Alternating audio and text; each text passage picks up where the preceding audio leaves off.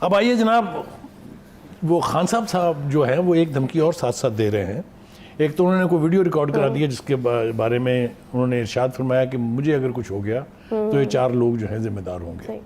اور بھی 4 لوگوں کا تذکرہ انہوں نے کیا ہے، وہ بند کمرے میں بیٹھ کے جنہوں نے سازش کی ان کے خلاف، ان کو اقتدار سے نکالنے کی. وہ کل کے جلسے میں بھی بتانا تھا، وہ آج بھی شاید خان صاحب اللہ کے واسطے ہمارا امتحان نہ لیں، ہم بڑے بے صبرے لوگ ہیں، لے دیں نام ان کے. آپ کو ڈر تو ویسے بھی کسی کا نہیں ہے، نہ آپ کی کوئی پکڑ ہے، نہ آپ کو کوئی پکڑ سکتا ہے. وہ 4 نام لیں جی، کچھ نہیں ہونے والا بالکل.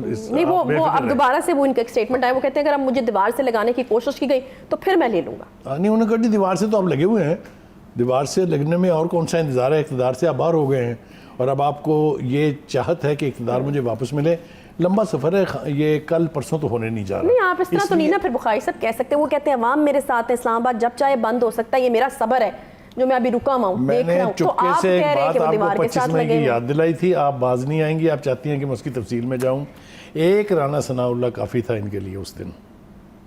اگر سپریم کورٹ راستے کھولنے کا نہ کہتی تو یہ خواب نہیں دیکھ سکتے تھے اسلام آباد پہنچنے کا. یہ میں آپ کو بتا رہا ہوں، اور یہی دوبارہ آزمائش ہونی ہے.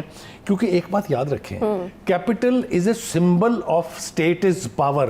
کون اجازت دے گا کسی کو، کسی سیاسی جماعت کو یا اس کے ورکرز کو کہ وہ آ کے کیپٹل کے اوپر قبضہ کر لیں؟ یہ نہیں ہو سکتا. یہ کوششیں ماضی میں بھی ہوئی تھیں لیکن کبھی کامیاب نہیں ہوئی اور نہ ہو سکتی ہیں، نہ ہونی چاہیے.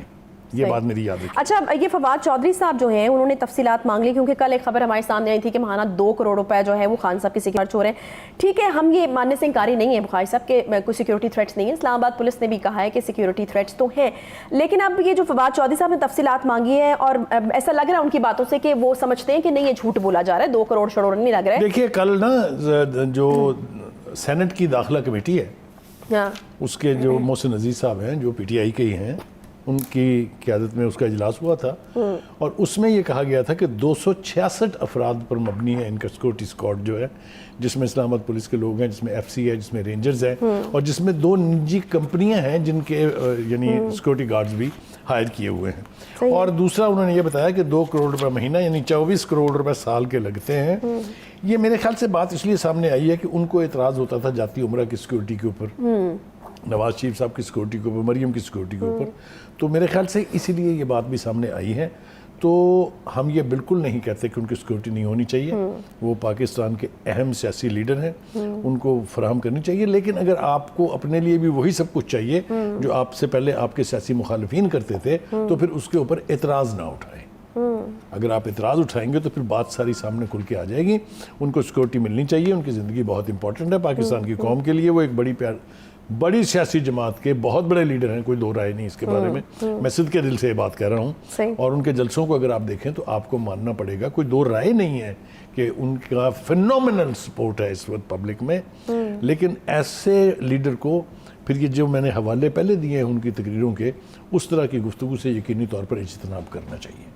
ایک اور بات جو میں کہہ دوں وہ یہ ہے کہ 2 نئے اکاؤنٹس مل گئے ہیں. اب ایک تاثر یہ ہے کہ خان صاحب جلسے پہ جلسہ کیے جا رہے ہیں ایک ایسے ماحول میں جب پاکستان میں انسانیت سسک رہی ہے.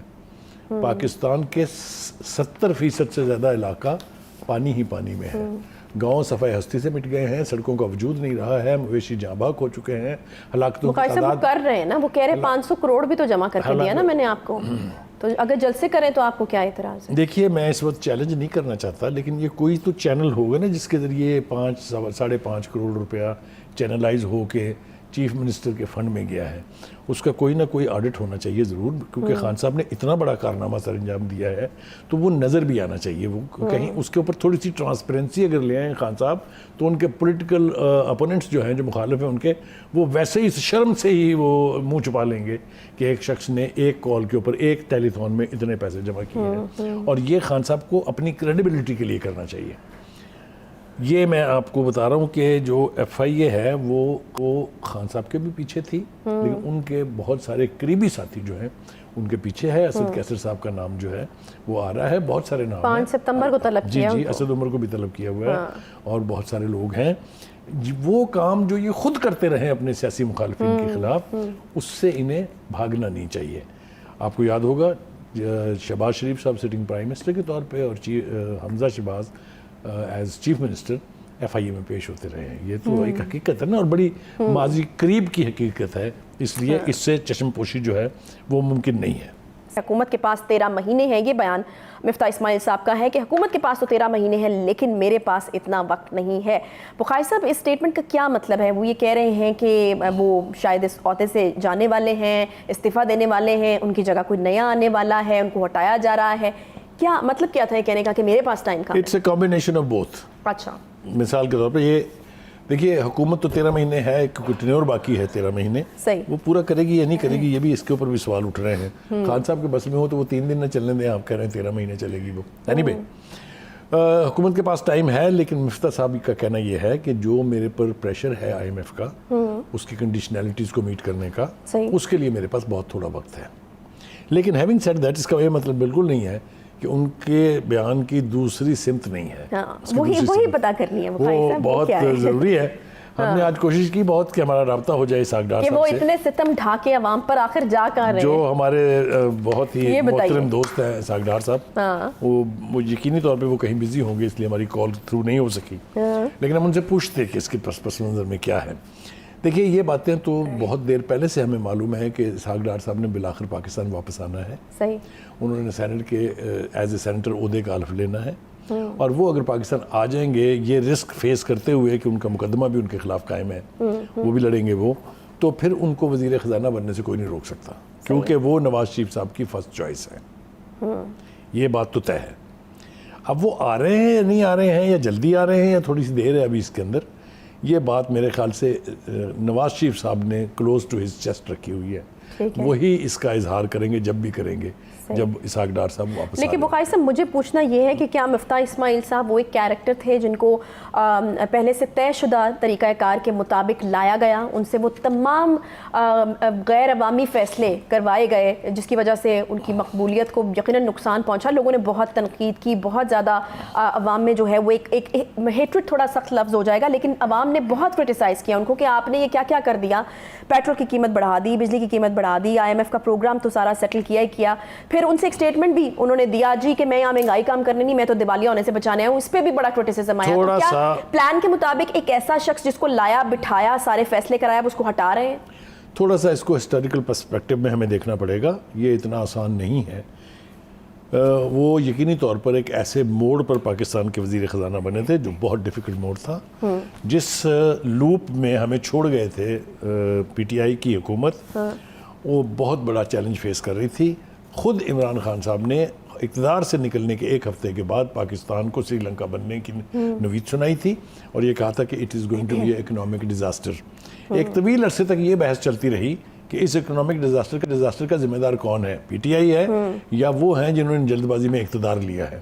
یہ بات ابھی طے نہیں ہوئی ہے, لیکن ہم کچھ ایسے شواہد کی طرف بڑھتے ہیں جس سے یہ اندازہ لگانا ہمارے ناظرین کے لیے آسان ہو جائے گا.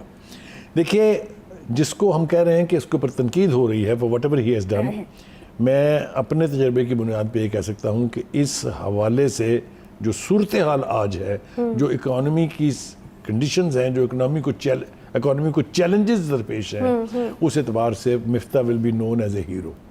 Mark my words. اچھا, اس لیے کہ جتنی محنت انہوں نے کی ہے, پرائم منسٹر صاحب اس کو کمپلیمنٹ کریں یا ٹریبیوٹ پیش کریں تو ہمیں سمجھ آتی ہے کہ وہ ان کے وزیر خزانہ ہے, ظاہر ہے وہ تو کریں گے ہی. لیکن انٹرنیشنل کمیونٹی میں خود IMF نے یہ تسلیم کیا ہے کہ انہوں نے جس طریقے سے صورتحال کو ہینڈل کیا ہے, اسی کی وجہ سے یہ جو قسط ہے یہ آپ کو مل پائی ہے. So it is a singular contribution of مفتاح. اب یہ طے کرنا کہ مفتاح صاحب نے یہ اپنی ایکسپرٹی پر اکیلے کیا ہے یا ان کو مشاورت حاصل تھی اسحاق ڈار صاحب کی, اور ان کو بلیسنگ حاصل تھی نواز شریف کی بھی اور شہباز شریف کی بھی, یہ میرے خیال سے تھوڑا سا وقت لگے گا طے کرنے میں. یہ وہی لوگ بتا سکتے ہیں, میں اور آپ طے نہیں کر سکتے.